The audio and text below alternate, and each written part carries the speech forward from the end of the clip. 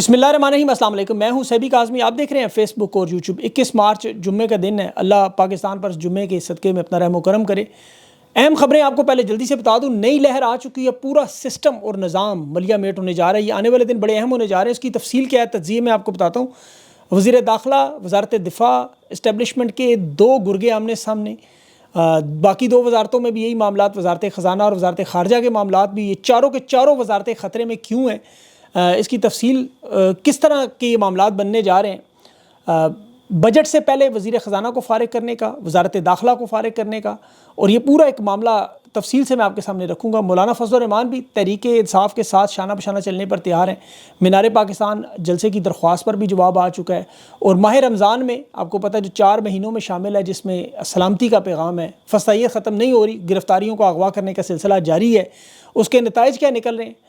اور دو انٹرنیشنل خبریں، ایک تو ترکی میں دوسرے دن بھی شدید ہنگامے جاری ہیں، طیب اردگان کا تخت بھی وہاں بڑے خطرے میں اس وقت، اور مصر میں فلسطینیوں کو مصر میں پناہ دینے کا ایک بہت بڑا منصوبہ، اس کی بھی تفصیل میں کوشش کروں گا آخر میں بتاؤں۔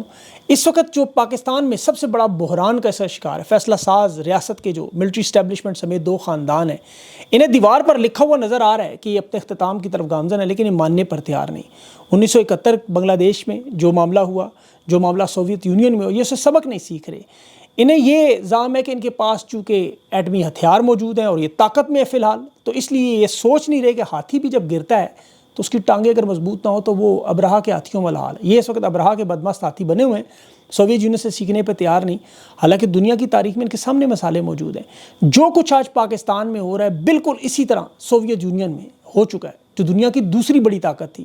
معیشت، فوج مضبوط، 29 کروڑ کی آبادی، 15 ریاستیں جن کے پاس 40 لاکھ فوج موجود تھی۔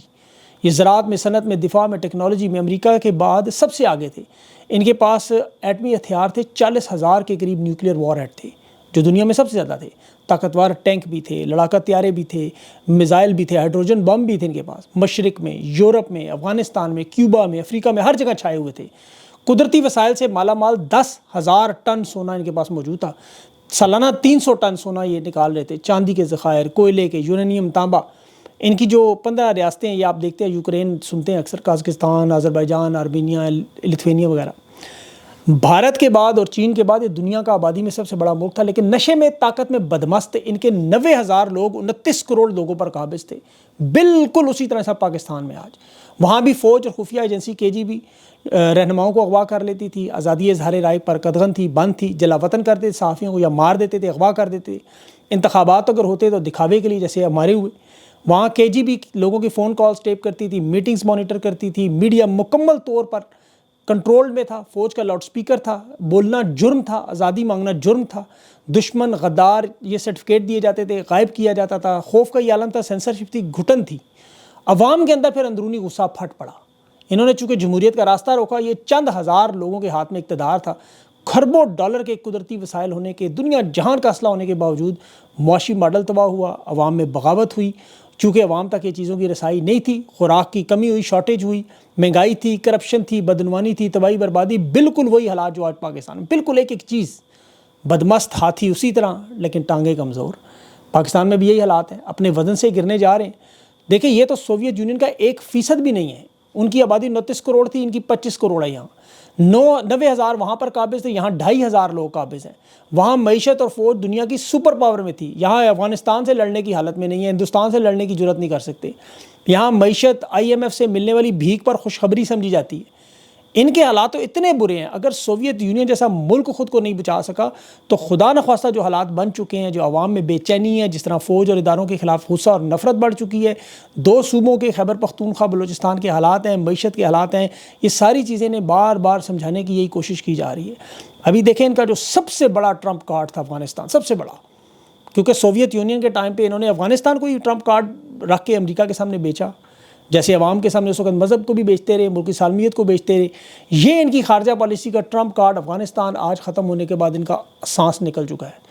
افغان جہاد پر انہوں نے امریکہ کو اس کو قابو کیا ہوا تھا، کرائے کی بندوقیں بنے رہے، وہاں پھر 1990 میں حکومتیں بنائیں، ڈالر کمائے، لیکن افغانستان میں 40 سال میں 4 نسلیں جوان ہو چکی ہیں، حالات بدل چکے ہیں، وہ ساری یہ واردات سمجھ چکے ہیں۔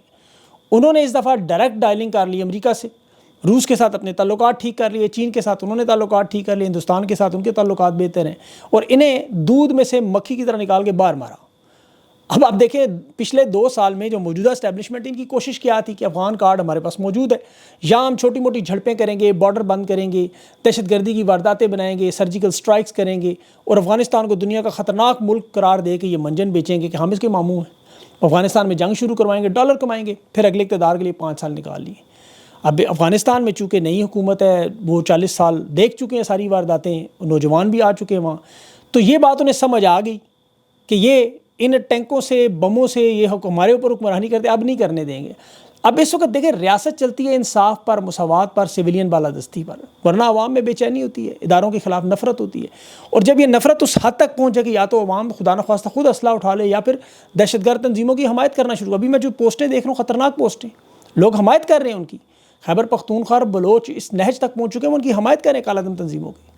اب دنیا کی سپر پاور وہاں سب سے بڑی فوج رکھنے والی اگر ظلم اور جبر سے اپنے آپ کو قائم نہیں کر سکی تو یہ کیا چیز ہے؟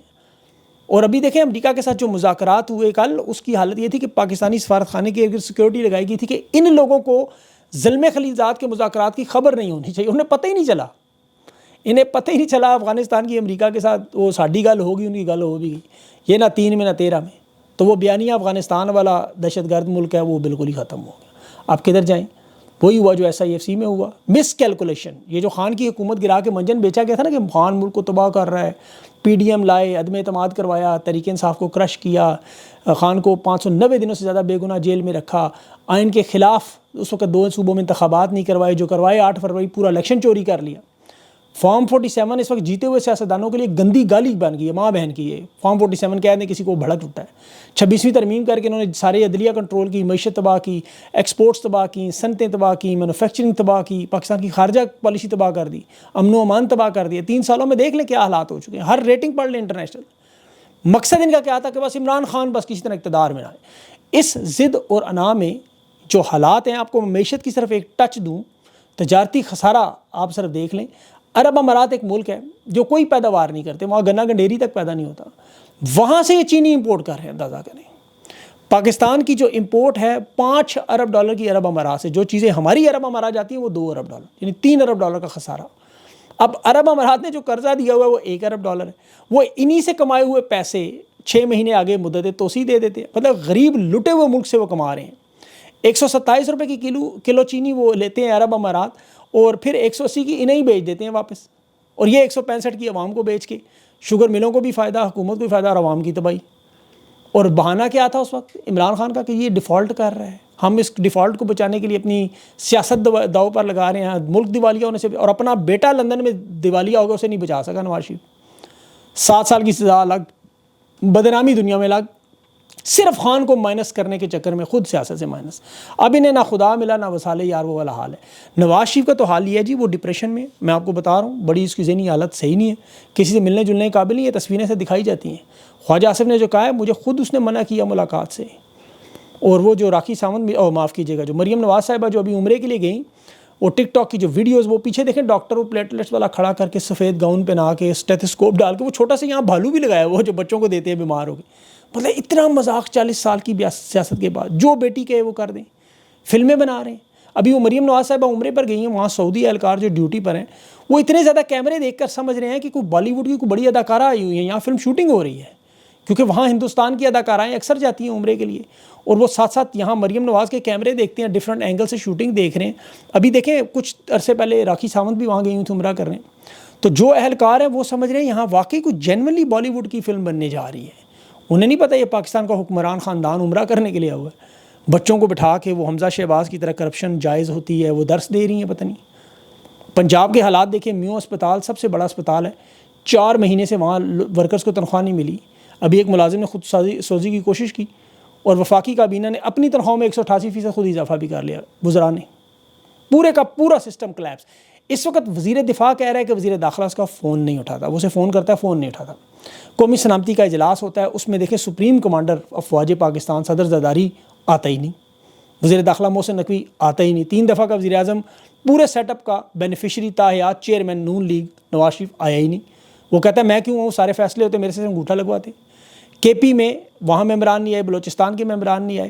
اب اس وقت وزارت خارجہ، وزارت خزانہ، وزارت دفاع یہ اختلافات کا شکار ہے۔ اسحاق ڈار نے صاف صاف کہا میں وزارت خارجہ نہیں لینا چاہتا۔ بھائی دنیا کا کوئی ملک منہ لگانے کے تیار نہیں، کوئی بات نہیں سنتا۔ آپ مجھے وزارت خزانہ میں دوبارہ لائیں، وہ دوبارہ وزارت خزانہ میں بیٹھ کے ان کی پالیسی دیتا ہے، ان کی سٹیٹمنٹس دیتا ہے، چینی تک پر بیانات دیتا ہے، اور وزیر خزانہ کو الٹیمیٹم دیا کہ اگر IMF کا قرضہ نہ منظور ہوا تو تمہاری چھٹی۔ تو وزیر دفاع اور وزیر داخلہ محسن نقوی اور خواجہ آصف کا آپس میں اینٹ کتے کا بیر ہے، اور یہ بات اب کنفرم ہے۔ آپ کو کسی بھی وقت خبر آ سکتی ہے کہ محسن نقوی نے وزارت داخلہ چھوڑ دی۔ ابھی دبئی میں اس کی ملاقاتیں ہوئی ہیں، 3 ملاقاتیں ہوئی ہیں، میں وہ نام ابھی سامنے نہیں رکھنا چاہتا۔ وہ کہہ رہا ہے کہ میرا وزارت داخلہ پہ صرف نام ہے، میں تو چلا ہی نہیں رہا، مجھے کچھ چھوٹی موٹی وزارت دے دیں۔ رانا ثناء اللہ کا نام وزارت داخلہ کے لیے لا رہے ہیں۔ مطلب پورے کا پورا سسٹم ان کا کلیپس ہو چکا ہے، حکومتی نظام چلنے کے بالکل قابل نہیں۔ سعودی عرب کے یہ بار بار دورے کریں، بار بار دورے کریں کہ $1 مل جائے، اور اب تو یہ یہاں تک کہا جا رہا ہے کہ محمد بن سلمان شاید کچھ تھوڑی بہت کھجوریں اور فطرانہ اس شرط پہ دے دے کہ مانگ مانگ کے میرا دماغ کھا گئے، جاؤ بابا معاف کرو۔ وہ بندہ تنگ آ کے دے دیتا ہے نا، اس طرح کچھ دے ہی دیں شاید اس کو۔ اب حالت یہ ہے کہ جنہوں نے پیسے دینے ہوتے ہیں، آپ دیکھیں ٹرمپ نے ایک کال کی محمد بن سلمان، $600 ارب دے گیا۔ ہندوستان خود جا کے وہاں اس نے محمد بن سلمان $100 ارب کی انویسٹمنٹ کر دی، مودی کو گھر جا کے دے کے آیا، اور یہاں وزیر اعظم، آرمی چیف، سارا خاندان لے کر منت ترلا ہو رہی ہے، وہ $1 نہیں دے رہے، صرف اسٹیٹ پروٹوکول، چائے، کھانا پینا، کچھ کھجوریں فطرانہ دے کے نکلو۔ اور انہوں نے پاکستان میں آئین اور قانون کے حالات کیا کر دیے کہ جنگل کا قانون دیکھیں پچھلے 3 سال سے۔ احمد نورانی کے بھائی، آپ کو پتہ ہے اس کے اغوا ہوئے 3 دن ہوئے، FIR تک نہیں کٹی۔ پہلے 26ویں ترمیم سے پہلے یہ معاملات پھر 24 گھنٹے کے اندر سنے جاتے، اب نہیں سنے جاتے۔ پنجاب میں ہر 15 منٹ کے اندر ایک زیادتی کو کیس ہو رہا ہے، سوشل میڈیا کے لوگ دن دہاڑے اغوا کیے جا رہے ہیں۔ آصف کریم کو 13 مارچ کو انہوں نے زبردستی اغوا کیا، کوئی پتہ نہیں۔ فرحان ملک سینئر صحافی ہیں، ریاست کے خلاف پروپیگنڈے کا اس پہ کیس، جوڈیشل ریمانڈ دے دیا، اور ملک کے جج کھل کر کہہ رہے ہیں کہ آپ ہماری عدالتوں کو بارود سے ہی اڑا دیں جب آپ نے ہمارے فیصلے نہیں ماننے۔ تو حکومت کی کوشش کیا ہے ساری واردات میں؟ صرف اور صرف ایک، سوشل میڈیا بند کر دیں، صرف سوشل میڈیا۔ 20,000 سے زائد سیاسی کارکن جیلوں میں ڈالے ہوئے ہیں۔ پاکستان کا نام جب فیٹ اف میں جا رہا ہے، مجھے یاد ہے حماد اظہر، اس نے بڑا اہم کردار اس میں ادا کیا، آج اس کا نام پاکستان کے ٹاپ دہشت گردوں میں شامل ہے۔ وہ وزیرستان کے ایک بزرگ ہیں، ان کی پاکستان کی شہریت انہوں نے ختم کر دی، اس کے 2 بیٹے فوج میں لڑتے ہوئے شہید ہوئے ہیں، اندازہ کریں۔ اور عدلیہ کے حالات، ان کی جو خبریں ہیں، اسلام آباد میں ہائی کورٹ میں آپ کو پتہ ہے ججز کے اختیارات میں جو جنگ ہے اس میں شدید شدت آ چکی ہے۔ ٹریبیونل میں تبدیلی کے معاملے پر تنازع شروع ہوا، ایک پرانا ٹریبیونل بنا ہوا ہے جو ابھی ایک نیا چیف جسٹس آیا سرفراز ڈوگو سے تبدیل کر دیا۔ ایک میں طارق محمود جہانگیری، وہ اسلام آباد کے کیسز سن رہا تھا، 3 فارم 45 والے، ایک میں جج بابر ستار کیس سن رہا تھا، ایک میں وہ جج سردار اعجاز صاحب سن رہے تھے عمران خان کے کیسز، انہیں تبدیل کر کے نئے جج لگانے کے، نئے کیسز لگانے کا۔ اور اب ان تمام پرانے ججز نے کہہ دیا بھائی یہ تو غیر قانونی کام ہے۔ 13 مارچ کی اپیلیں جو تھیں محفوظ ہوئی تھیں، سرفراز ڈوگر نے بدل کے 18 مارچ کر کے نئے ٹریبیونل بنا دیے، مطلب وہ سارے کیسز لے کے ان سے نئے اپنے آرڈر میں اپنے ٹریبیونل سے۔ تو پرانے ٹریبیونل کے ججز نے صاف صاف لکھ دیا، انہوں نے کہا چیف جسٹس کا کوئی اختیار نہیں ہے، وہ اس طرح نہیں کر سکتا۔ سرفراز ڈوگر کا جب پرسنل سیکرٹری خفیہ اداروں کے خلاف جو جج جنہوں نے یہ کیس سن رہے ہیں ان کے پاس گیا، جی آپ فیصلہ جاری نہ کریں، فائلیں واپس، انہوں نے فائلیں واپس کرنے سے انکار کر دیا، نہیں دیتے ہم فائلیں، ہم یہ کیس لڑیں گے۔ تو اس وقت عدلیہ میں دیکھیں بڑے بڑے کیسز چل رہے ہیں، اور اس میں اگر جج اس طرح کی شدت ہوئی تو یہ سسٹم پورا کلیپس کی طرف جا رہا ہے، حقیقی معنوں میں پورا کلیپس کی طرف۔ جو جج انہوں نے بٹھائے ہوئے ہیں، انعام منہاس، ابھی وہ سن رہا تھا نورانی کے بھائیوں کا کیس، اس میں SHO کو بلایا تو SHO کہتا ہے جی مجھے تو پتہ ہی کوئی نہیں، میں تو ڈیوٹی پہ ہی نہیں تھا۔ تو وہ انعام منہاس صاحب نے ٹیمپرری ایک واردات سی اس کو ایکٹنگ کرتے ہوئے ڈانٹ دیا، جلدی رپورٹ بنا کے دو ورنہ میں آج اسلام آباد کو بلا لوں گا، اور 24 مارچ تک اب یہ ملتوی کر دیں۔ ان کے بھائیوں کو کوئی پتہ نہیں کدھر ہے۔ وہ فرحان ملک صاحب کا بھی یہی معاملہ، مواد ہے جی، انہوں نے اسے ریاست کے خلاف کیا، پیکا قانون لگا دیا 2016 والا، اب 3 دن جسمانی ریمانڈ اس کا لیا ہے، اور وہ علیحدہ اس کو بیچارے کو مار رہے ہوں گے۔ ابھی توہین مذہب کا بھی ایک کیس سردار اعجاز صاحب کی عدالت میں لگا ہوا ہے، وہ آج براہ راست دکھانے کا وہ بھی بڑا اہم کیس ہے، اسے آن لائن کرنے جا رہے ہیں، دیکھیں اس پہ کیا ہوتا ہے۔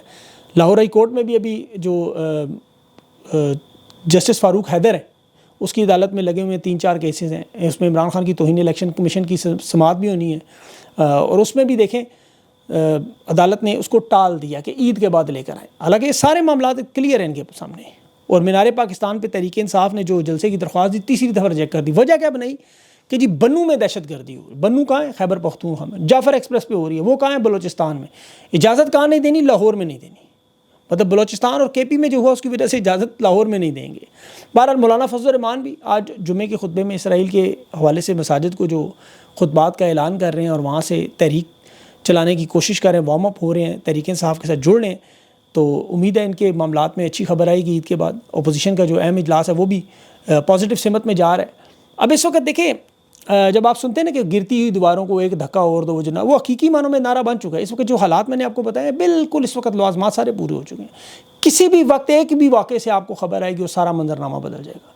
تاخیراتیں شروع ہونے والی ہیں، اللہ سے دعا کریں اللہ تعالیٰ ان ظالموں سے جان چھڑائے، ملک میں امن و امان لائے، پاکستان پر رحم کرے اور انہیں عقل و ہدایت دے، جان چھوڑیں پاکستان کی۔ اس وقت یقین کریں حالات بہت خراب ہو چکے ہیں۔ اللہ اپنا رحم و کرم کرے۔ مجھے اجازت دیں، اگلے ویلاگ تک کے لیے اللہ حافظ۔